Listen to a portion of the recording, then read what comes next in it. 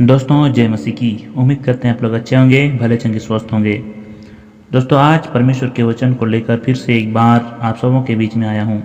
दोस्तों आज बहुत ही महत्वपूर्ण विषय को लेकर आप सबों के बीच में आया हूँ। दोस्तों शुरू से अंत तक मेरे साथ बने रहिए। दोस्तों बिना देर करते हुए आइए हम शुरू करते हैं। आज जिस विषय के ऊपर में हम लोग बातें करेंगे वो है पवित्र आत्मा से कैसे भरें। जी हाँ दोस्तों, आज इसी विषय के ऊपर में हम लोग मनन करेंगे। आइए हम शुरू करते हैं। आइए मेरे साथ एक वचन निकालिए, प्रेरितों की पुस्तक उसका पहला अध्याय और उसका 8वां पद। वहां इस प्रकार लिखा है, परंतु जब पवित्र आत्मा तुम पर आएगा तब तुम सामर्थ पाओगे और यरूशलेम और सारी यहूदिया और सामरिया में और पृथ्वी की छोर तक मेरे गवाह होंगे। जी हाँ दोस्तों, प्रेरित 1:8 में इस प्रकार लिखा है। पर दोस्तों यहाँ पर हम देख पाते हैं कि पवित्र आत्मा के आ जाने के बाद जो परिणाम होगा इस बात को हम यहाँ पर देख पाते हैं।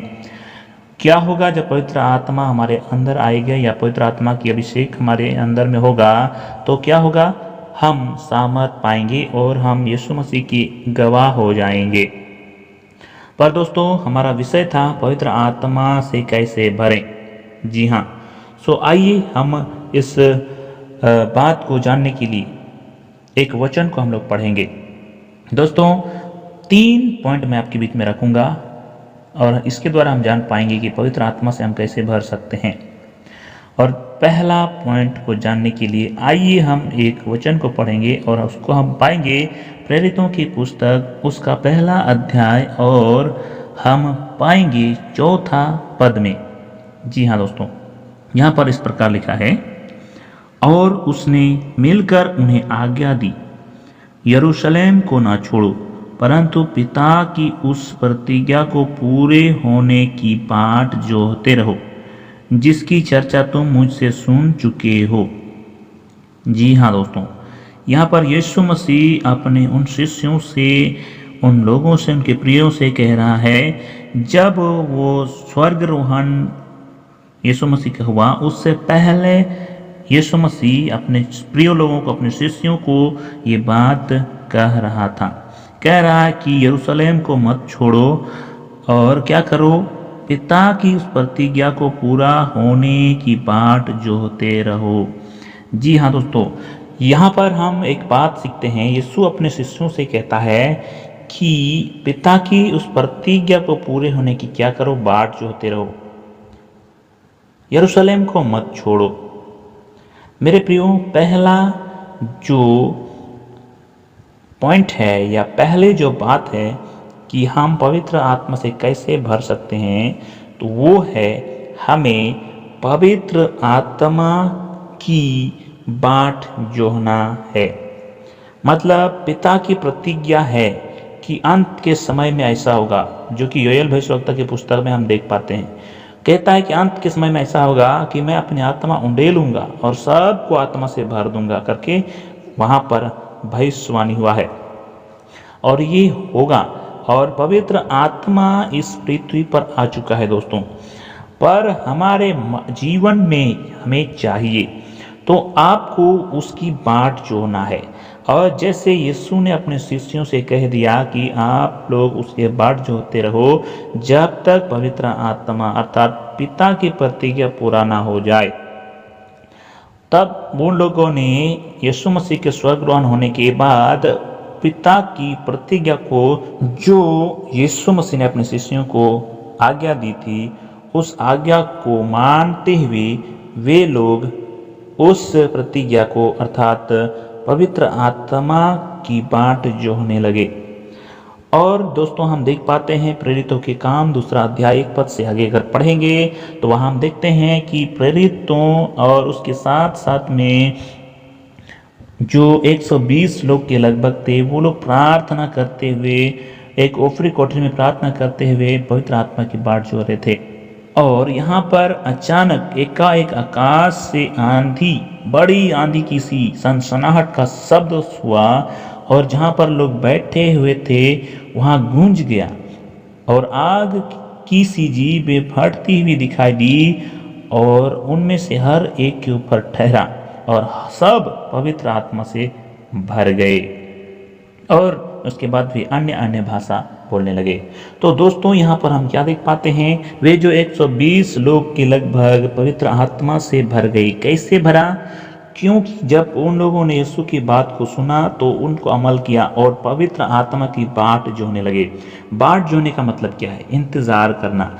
इंतज़ार का मतलब ये नहीं कि हाँ मैं सिर्फ इंतज़ार कर रहा हूँ, बल्कि उनके अंदर में एक भूख और प्यास थी, एक तरस था कि मुझे चाहिए। क्यों क्यों इतना उनके अंदर में भूख था? क्योंकि उनके साथ चलने वाला यीशु मसीह जो उनके साथ था वो स्वर्ग में चले गए, वो उनके साथ अब दिखाई देने वाला कोई नहीं था। इसीलिए पवित्र आत्मा की इतनी ज़्यादा उनको ज़रूरत था, इतनी ज़्यादा उनकी भूख थी, इनकी ज़्यादा उनका प्यास था। और उस भूख और प्यास के साथ वो पवित्र आत्मा की बाट जो रहे थे। जी हाँ दोस्तों, पहला बात, आप अगर पवित्र आत्मा से भरना चाहते हैं तो पवित्र आत्मा के प्रति आपके अंदर में वो भूख, वो प्यास, वो तरस, वो चाहत होनी चाहिए। और उसके साथ साथ आप पवित्र आत्मा की बाट चाहिए, ऐसा कि मानो आपको बहुत ज़रूरी है। जी हाँ दोस्तों, और आप अगर आपके अंदर में भूख और प्यास और तरस के साथ उसकी बाट जोहेंगे, प्रार्थना करेंगे, मांगेंगे, तो पवित्र आत्मा से आप जरूर भरेंगे। दूसरी बात आइए हम देखेंगे प्रेरितों के काम और उसका 10वां अध्याय, और उसका हम लोग पढ़ेंगे 43 पद और 44 पद। जी हाँ, यहाँ इस प्रकार लिखा है, उसकी सब भविष्यवक्ता गवाही देते हैं जो कोई उस पर विश्वास करेगा उसको उसके नाम के द्वारा पापों की क्षमा मिलेगी। पतरस ये बातें कह ही रहा था कि पवित्र आत्मा वचन के सब सुनने वालों पर उतर आया। जी हाँ दोस्तों, यहाँ पर पतरस जो है कुरनेलियुस के घर में गया था, जो कि एक दर्शन के द्वारा उसको ये बातें मिली कि वहाँ पर तुमको जाना है। और कुरनेलियुस ने भी दर्शन के द्वारा देखा कि उसको बुलाकर यहाँ उसके द्वारा वचन सुनना है। तो जब यहाँ पर पतरस बता ही रहा था यीशु मसीह के बारे में, कि सारे भविष्यवक्ताओं की गवाही के बारे में, तो पतरस की बात सुनते सुनते वहाँ पर पवित्र आत्मा उन लोगों के ऊपर उतर गया। और पता है क्यों उतर गया? क्योंकि उन लोगों ने यीशु मसीह पर विश्वास किया। जी हाँ, यीशु मसीह पर विश्वास करने से आप पवित्र आत्मा से भर सकते हैं। हो सकता है आपने विश्वास किया है, आप विश्वास किए थे, 10 साल से आप विश्वासी हैं, लेकिन क्या आज आपके अंदर में वो विश्वास है? यह ठंडा पड़ गया है, यह कम है, या फिर एक फॉर्मेटली वो विश्वास है? आप इसको जानिए और यीशु मसीह के प्रति आपका विश्वास बनाइए, आप पवित्र आत्मा से जरूर भरेंगे। जी हाँ दोस्तों, आपने सही सुना।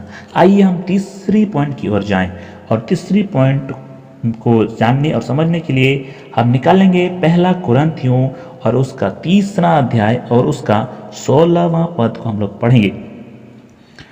यहाँ इस प्रकार लिखा है, क्या तुम नहीं जानते कि तुम परमेश्वर के मंदिर हो और परमेश्वर का आत्मा तुम में वास करता है? जी हाँ दोस्तों, इस प्रकार यहाँ पर लिखा है। प्रेरित पौलुस कहता है, क्या तुम नहीं जानते कि तुम परमेश्वर के मंदिर हो? तुम, जी हाँ, आपके बारे में बात कर रहा हूं। आप परमेश्वर के मंदिर हो, आपका शरीर जो है परमेश्वर का मंदिर है, और उस मंदिर में परमेश्वर का आत्मा वास करता है। जी हाँ, मतलब आपके शरीर में, आपके अंदर पवित्र आत्मा रहना चाहता है। आपको इसीलिए बनाया गया, आपको इसीलिए बुलाया गया प्रभु में।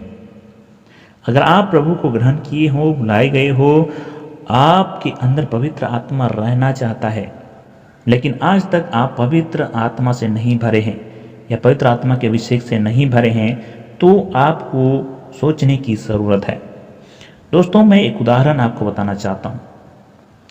मान लीजिए आपके पिताजी आपके लिए चिंता करते हैं और इसीलिए आपके लिए उसने घर बनाया है, बहुत ही सुंदर घर बना दिया है, और उस घर में बहुत सारे रूम्स हैं, कमरा है, और आपका पिताजी उस कमरे को तरह तरह के चीज़ों से, कूड़े, गर्दा हो गया, कचड़ा हो गया, बहुत सारे चीज़ों से इतना भर दिया है कि वहाँ पर रहने के लिए जगह भी नहीं है।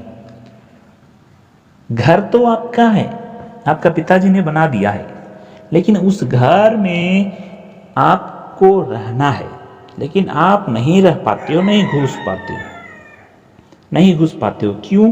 क्योंकि उस घर के अंदर जो कमरा है, रूम है, उस रूम में कोई भी जगह, छोटा सा भी जगह खाली नहीं है, बल्कि हर जगह में कुछ ना कुछ भरा हुआ है। तो क्या आप उस घर में रहेंगे या रह पाएंगे? नहीं रह पाएंगे।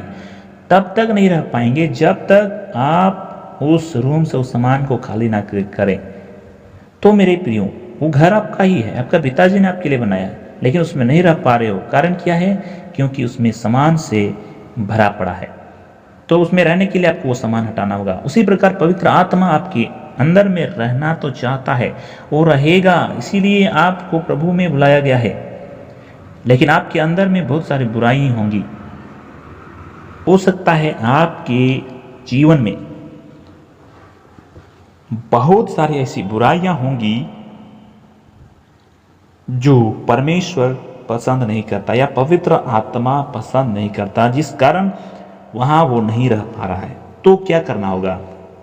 आपके जीवन से उन सारी बुराइयों को, जो आपको लग रहा है कि ये बात परमेश्वर को पसंद नहीं, सबको निकालो। आप जैसे निकालोगे, अपने जीवन को साफ करोगे, परमेश्वर का आत्मा उसमें वास करेगा।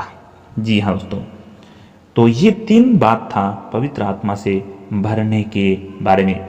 ये 3 बात आप कीजिए या आपके जीवन में इस तीनों बात को अप्लाई कीजिए। मैं आपको आश्वासन देता हूं कि आप पवित्र आत्मा से भर जाएंगे या पवित्र आत्मा के अभिषेक से भरेंगे। दोस्तों, हर विश्वास करने वालों को पवित्र आत्मा मिला है, आपको भी पवित्र आत्मा मिला है, लेकिन पवित्र आत्मा से भरना या अभिषेक, इसकी बात हम कर रहे हैं, और आपको भी मिल सकता है यदि इन तीनों बातों को अमल करेंगे। दोस्तों, परमेश्वर आपको आशीष करे। बहुत बहुत धन्यवाद। दोस्तों, यदि आपको ये वीडियो अच्छा लगा तो हमारे चैनल को सब्सक्राइब करें, लाइक करें, और यदि कोई सुझाव देना चाहते हैं तो कमेंट करें। और हाँ दोस्तों, अपने दोस्तों को, अपने परिवार को जरूर यह वीडियो शेयर करें।